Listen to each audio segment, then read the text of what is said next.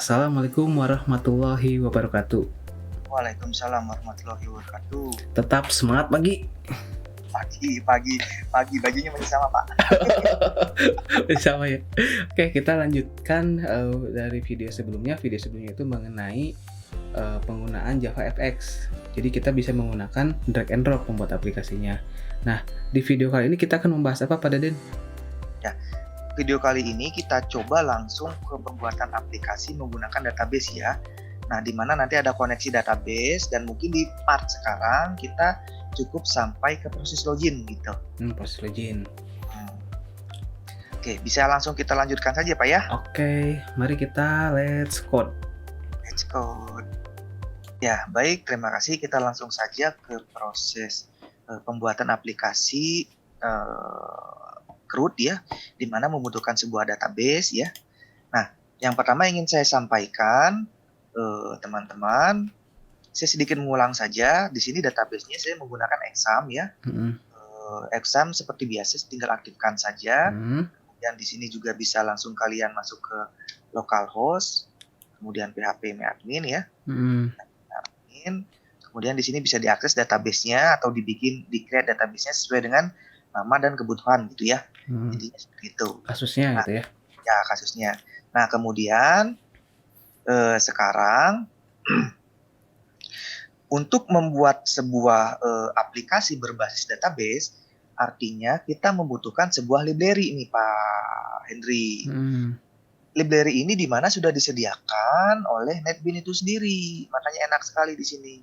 Di mana melihat library? Nah, seperti yang saya sajikan di sini ya, saya sudah bikin proyek ya, yang melanjutkan proyeknya Pak Henry di sini namanya project CUD ya. Nah, di sini ada folder namanya library. Nah, inilah library yang disediakan oleh JDK Java gitu ya, ada banyak di sini. Nah, kemudian bagaimana cara memanggil library-nya? Tinggal klik kanan pada folder library, kemudian properties ya. Kemudian kita masuk ke add library. Nah, ini banyak sekali library yang bisa kita gunakan ya. Tapi untuk proses integrasi ke SQL database yang kita pilih adalah library yang mana ya, SQL teh? MySQLm dari M. MySQL. Nah, MySQL jadi basic driver gitu ya. Oke. Kalau tidak tersedia gimana nih Pak biasanya Pak? Kalau nggak tersedia jangan khawatir, teman-teman bisa download di link di bawah ini ya. Ada. Ya. Nanti kita sediakan link di bawah ini. Kita tinggal tuliskan aja, tinggal download aja MySQL Java Connection. Biasanya MySQL J garis miring J gitu. Ya. Tapi mudah-mudahan kalau misalnya yang versi terbaru mungkin Pak ya. Atau yang lama yang selalu ada, biasanya yang baru juga selalu ada sehingga seperti saya ini tidak perlu lagi download sehingga sudah tersedia di JDK-nya. Makanya saya gunakan JDK yang baru ya Pak Hendri ya. Iya. Itu oke, kita add nih library-nya terlebih dahulu. Kemudian nah di sini nanti muncul nih MySQL JDC driver, artinya apa? Isinya sebenarnya coding juga nih Pak. Coding semua nih, fungsi-fungsi dan segala macam di sini tuh. Nah, sama saja ya, coding Java juga di sini. Artinya di sini dapat kita gunakan, kita manfaatkan. Jadi kita tidak memerlukan nulis coding untuk integrasi antara Java ke SQL. Menggunakan ini saja. Oke, baik.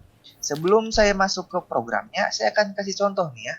Saya sudah bikin sebuah program yang nantinya akan kita bikin bersama, akan kita pandu dari pertemuan sekarang sampai pertemuan akhir nanti ya. Contohnya saya punya sebuah program di sini namanya program platform 2 USB ya. Di sini saya sudah punya 1, 2, 3, 4 kelas yang saya gunakan di sini, yang ini nggak saya gunakan ya. Nah, di mana nanti kayak gini kurang lebih. Saya punya template login menggunakan user interface, kemudian saya klik running ya, di mana di sini menjadi kelas utamanya. Nah, ya ini udah muncul nih ya, login. Kemudian di sini saya masukkan RPL 2019. Kemudian di sini passwordnya misalnya 123456778. Kemudian di sini saya login. Nah, login dia akan mengasih alert atau notifikasi login berhasil. Ketika saya klik OK, dia akan masuk ke sebuah halaman. Nah, inilah yang disebut dengan tampilan Windows biasanya Pak, atau tampilan desktop. Di mana di sini terdapat menu-menu di sini Pak, ada logout dan menu. Tapi ini sederhana saja bentuknya, cuma ada menu, kemudian ada karyawan. Kalau saya klik karyawan di sini, dia akan muncul di dalam wadahnya Pak, jadi nggak kemana-mana larinya nanti. Nggak akan kabur Pak Dadan. Ya, nah ini yang disebut dengan wadah ini biasanya disebut dengan desktop pen Pak, gitu. Ibarat ini ya, ibarat aplikasi yang memang sudah benar-benar jadi, kayak ibaratnya kayak Photoshop aja ya. Photoshop juga kan kayak nggak bisa di kemana-manain kan itunya ya. Betul, jadi seperti ini. Nah, kasus yang sekarang adalah kasus untuk data karyawan. Nah, di sini berhubung saya udah punya database ya, saya perlihatkan. Lihat di sini saya punya database-nya, namanya adalah platform 2, di mana tadi saya menggunakan 2 table ya. Table pertama tadi langsung saya create saja di sini user untuk RPL 2019. Kemudian tabel yang kedua di sini adalah dengan satu data yang namanya AD. Makanya bisa ditampilkan di sini. Nah, ini ya, teman-teman. Bisa kalian lihat di sini hasilnya dia bisa menampilkan data yang ada di database. Kemudian saya akan buktikan bahwa di sini berfungsi untuk root gitu. Misalnya data yang kedua di sini ID-nya 02. Namanya dia. Kemudian misalnya jabatan adalah manajer, alamatnya Jakarta. Kemudian nomor teleponnya misalnya saya sembarang saja ya. Dan saya tambahkan 2 data. Nanti akan muncul di sini nih Pak, sebelah kanan. Tuh, nanti ini bentuknya table di sini. Tambah berhasil. Nah, otomatis dia akan mendapatkan sebuah data di sini. Kemudian bikin apa lagi? Misalnya di sini saya akan mengubah datanya yang ternyata tadi namanya Dea. Jadi saya kurang menjadi namanya Dera gitu. Tipo gitu ya. Tipo di sini misalnya ternyata Bandung, Geningan di sini teh. Kemudian dari 2 data ini saya pengen ubah gitu. Makanya tinggal klik konsepnya di sini ya. Kemudian saya ubah.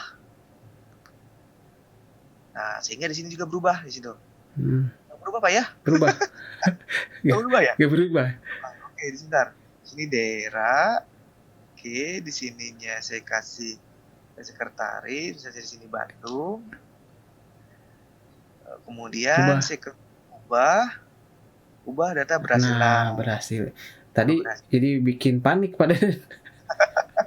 Harusnya berubah ya. Nah, kemudian di proses root yang terakhir mungkin ada di misalnya di sini ada hapus nih, klik hapus sehingga datanya akan terhapus dari database juga. Gitu. Nah, kemudian misalnya saya klik, ini kan ada eventnya sama aja. Nanti akan kita belajar di satu-satu. Di sini bisa saya bersihkan juga seperti yang diajarkan sebelumnya. Nah, ini tampilan yang saya pikirkan gitu Pak, apakah tampilan itu harus seperti ini? Tidak gitu. Berbagai macam bisa kalian bentuk dalam sebuah tampilan untuk proses root.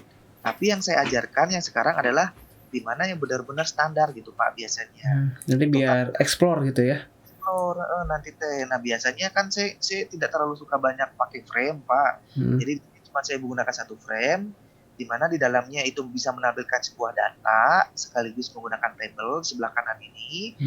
Nah, di sini adalah inputan dan hapus dan ubah gitu, ubah data. Saya gunakan di sini.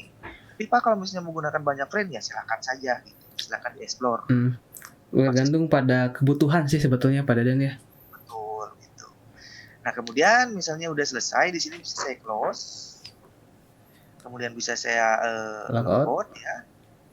Yakin untuk logout. Nah, di sini misalnya ini kan saya setting tidak bisa di logout karena tidak bisa di close karena prosesnya harus di logout terlebih dahulu gitu.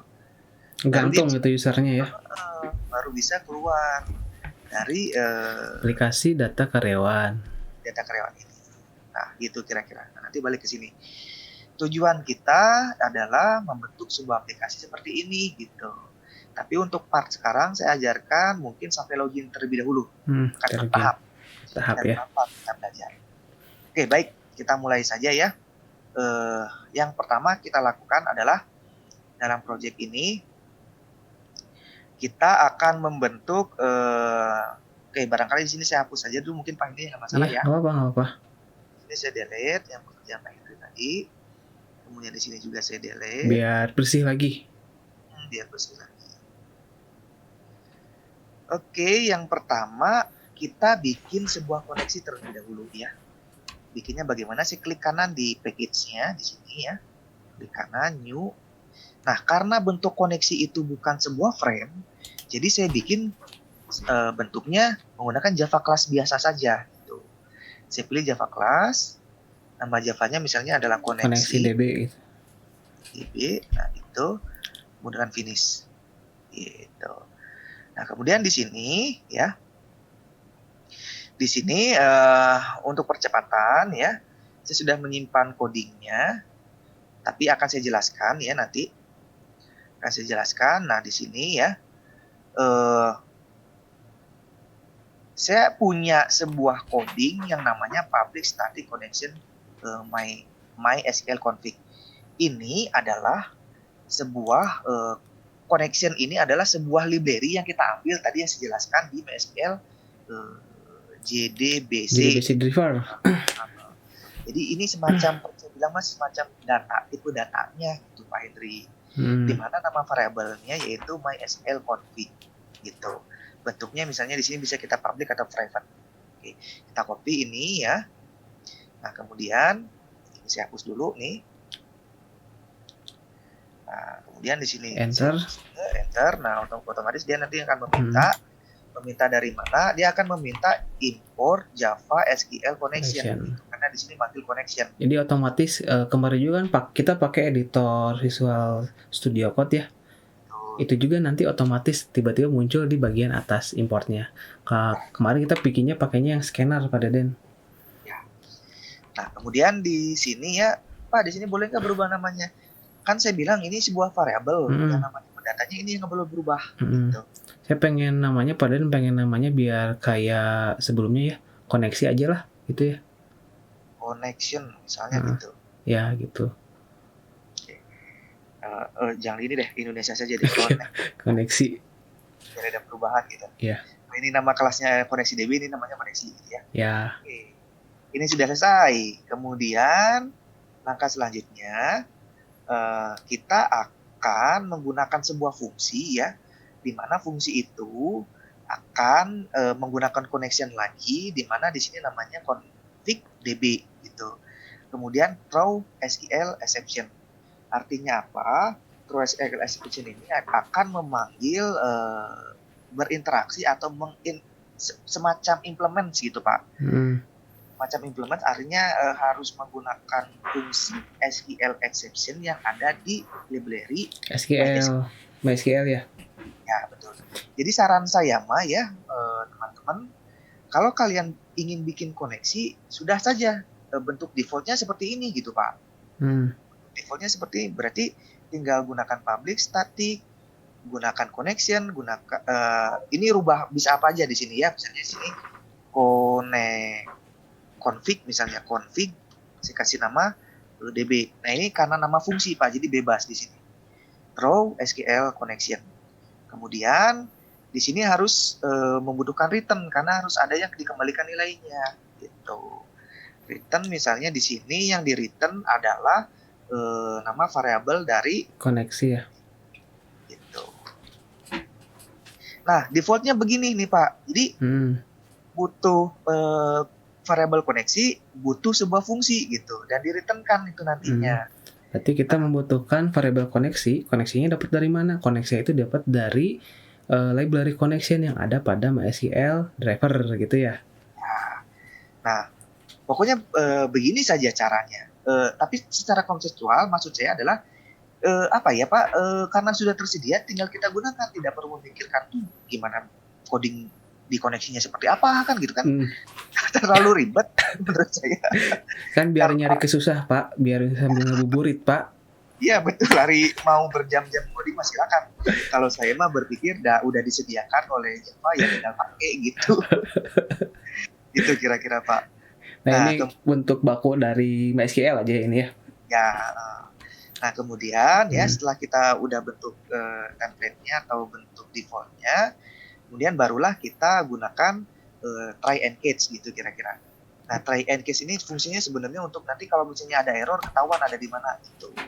Itu aja sih sebenarnya try and catch-nya fungsinya. yang makanya saya gunakan di sini gitu. Di sini catch CH ya gitu ya Pak ya. Ya. Kemudian exception ini mengambil tandanya. Exception. Spasi nama parameternya misalnya. Tapi nama parameter bisa apa aja ya di sini ya. Contoh saja bisa di situ. Tapi exceptionnya nama fungsi atau nama tipe datanya yang ada di mana lagi nih? Ada di JDK-nya lagi gitu. Ini JDK ya, bukan ada di MySQL ya. Ini beda lagi. Ini udah default dari JDK sendiri, bisa langsung dipanggil gitu kira-kira. Nah kemudian untuk kondisi try-nya, untuk kondisi benarnya saya akan inputkan ini ya. Saya akan inputkan yang pertama saya akan bikin sebuah string URL berupa string dengan variabel URL ini seperti biasa kita bikin. Kemudian di sini akan saya isi nama, alamat dari database berada gitu. JDBC .2 MySQL .2 strip garis miring localhost karena berada di localhost. Misalnya di sini saya bikin nama database-nya gitu. Misalnya di sini saya nggak mau pakai database yang lama misalnya ya. Misal di sini apa ya Pak ya nama database-nya ya? DB karyawan gitu ya. DB karyawan ya. Karyawan. Kayak DB perusahaan deh. Perusahaan. Ini. Nah, biar ada bedanya gitu ya. Nah, kemudian di sini belum ada table, nggak masalah karena belum kita butuhkan. Dan di sini juga berarti DB. Yang penting hari ini kita mengecek juga koneksinya berhasil atau enggak gitu ya. Saat ini kita sampai ke sana saja. Nah, kemudian ini untuk URL database-nya ya. Bisa makan nanti untuk database-nya. Kemudian saya bikin lagi sebuah variabel string dengan variabel namanya user. Ini itu root. Ini itu adalah apa ya istilahnya teh validasi untuk masuk ke SQL ini gitu. Dimana saya untuk usernya adalah root saja, tidak macam-macam defaultnya. Biasanya di Excel kan gitu Pak ya. Iya betul sekali. Kemudian string password, ini nama saya namanya adalah pass, variabelnya passwordnya kosong, makanya saya kosongkan gitu. Nah kemudian baru di sini kita gunakan sebuah variabel ya, bukan variabel, fungsi yang ada di MySQL. Saya gunakan driver manager. Ini artinya saya mengkonteksikan sebuah objek lah intinya gitu. Driver manager dot register driver new MySQL driver gitu. Artinya saya ingin mengaktifkan itu ya nantinya nama-nama ini akan saya jalankan. Hubungkan dong saya ke database ini gitu intinya itu dari objek ini. Di mana objek ini berkali-kali saya bilang ada di MySQL library-nya. Nah kemudian baru saya bikin karena di sini tadi nama koneksinya adalah koneksi, makanya saya ganti di sini adalah koneksi sama dengan saya panggil akan saya kirimkan parameternya. Parameternya adalah URL dan user dan password di mana isinya ada alamat database-nya, user database-nya sama password-nya. Tapi kalau misalnya kita lihat-lihat ini mirip banget sama koneksi di MySQL ya, MySQL PHP Pak Deden.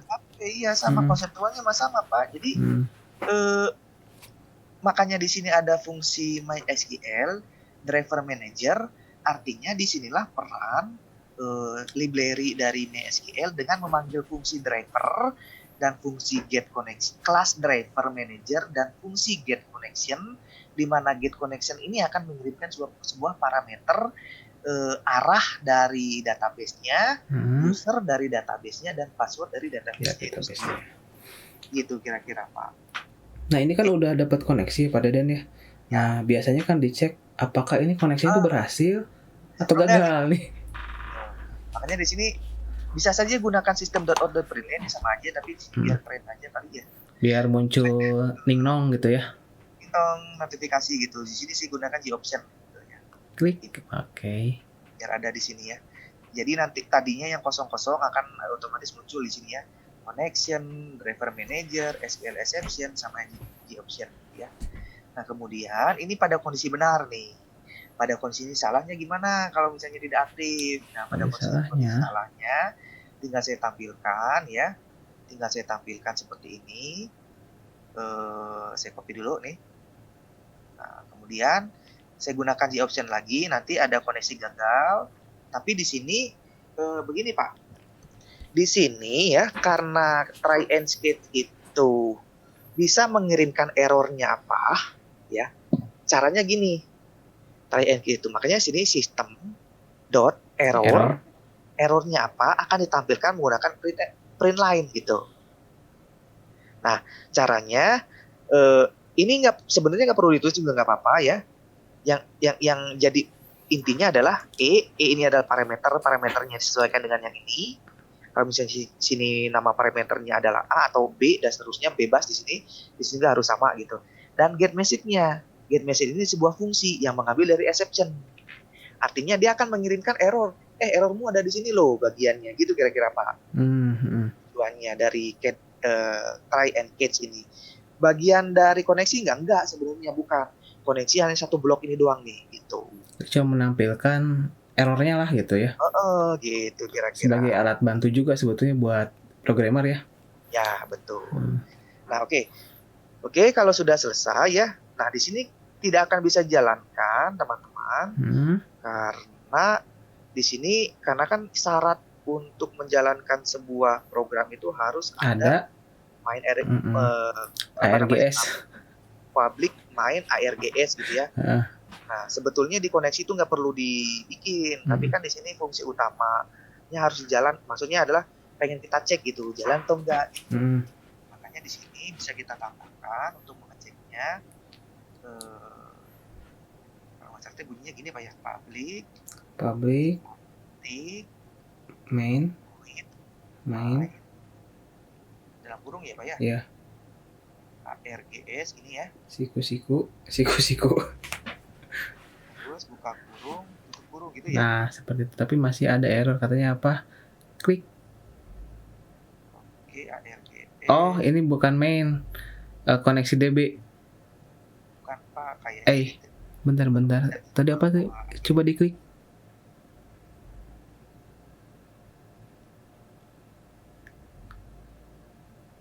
Nah, taruh yang kembali deh kayaknya. Ini gitu. ARGS itu. Biar cepat saja kita. Ya karena kalau program lah jangan di apa ya. Jangan dibikin ribet lah. Jadi mah default tentu. Kadang-kadang memang lupa sih. Aduh, apa ya? Coba kita lihat ini. Main string ARGS ya benar. Aduh, ya Allah. Namanya udah umur, Pak. Curhat, Pak. Iya, betul kondisi sebenarnya. String ARGS itu ya, teman-teman ya. Nah, Oke ya. Oke, ini udah. Kemudian bagaimana untuk mengetes menjalankannya? Nah, caranya tinggal kita panggil saja objeknya. Berarti yang kita panggil adalah apa Pak ya? Yang kita panggil berarti connection kan gitu ya? Iya, connection spasi variabelnya apa? Variabelnya apa? Objek ya? Kemudian new gitu ya? Iya. Kemudian connection kurung buka tutup ya? Iya. Kan nggak sih? Iya, tapi ternyata ada error katanya. Dengan abstrak sebentar. Kita coba lihat bagian atasnya Pak Deden. Nah, cara memanggilnya connection. Seperti ini Pak. Gini nih. Sebentar ya. Connection. Kita kasih nama C. Kemudian parameternya adalah connection lagi ya. Dan ini adalah nama kelasnya. Sesuaikan dengan nama kelas yang di atas. Kemudian di sini disesuaikan nama connectionnya yaitu config. Pakai K ya? Ya. Config ya pakai G DB gitu. Nah, gini. Paham ya? Jadi objeknya pun ini masih ada yang error, Pak. Ya. Udah, oke. Errornya karena kan di sini kita menggunakan SQL exception. Di sini otomatis juga harus menggunakan SQL exception juga. Nah, pokoknya aturannya seperti itu aja ya. Kalau misalnya ada error tinggal klik saja. Nah, di sini cara manggilnya connection C. Nama objeknya berbeda dengan bukan menggunakan objek tapi connection DB sama config itu sama saja ini sebetulnya untuk memanggil sebuah karakter fungsi. Karena di dalam fungsi makanya kita panggil lagi gitu. Nah, coba kita jalankan. Kita jalankan, klik kanan, running. Berhasil. Berarti koneksinya sudah terhubung ke database. Nah, kalau misalnya gagal gimana nih Pak Deden? Misalnya typo gitu ya. Oh nih, D-nya saya hilangkan kan gitu ya. Harusnya kan DB tapi D perusahaan, harusnya gagal. Kita jalankan. Running. Koneksi gagal. Nanti ada yang error.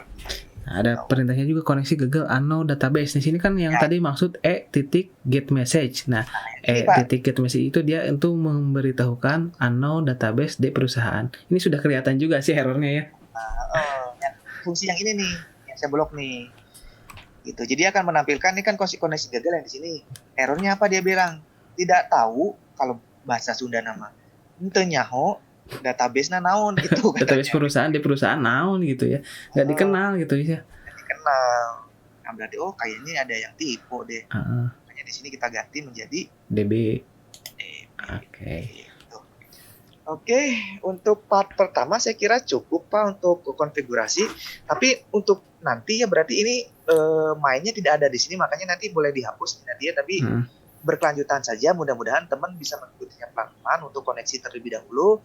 Nanti selanjutnya di video selanjutnya akan kita lanjut ke proses login gitu kira-kira. Baik, jika ada pertanyaan untuk video yang kedua ini boleh di komentar atau di grup masing-masing. Saya ucapkan terima kasih. Assalamualaikum warahmatullahi wabarakatuh. Waalaikumsalam warahmatullahi wabarakatuh.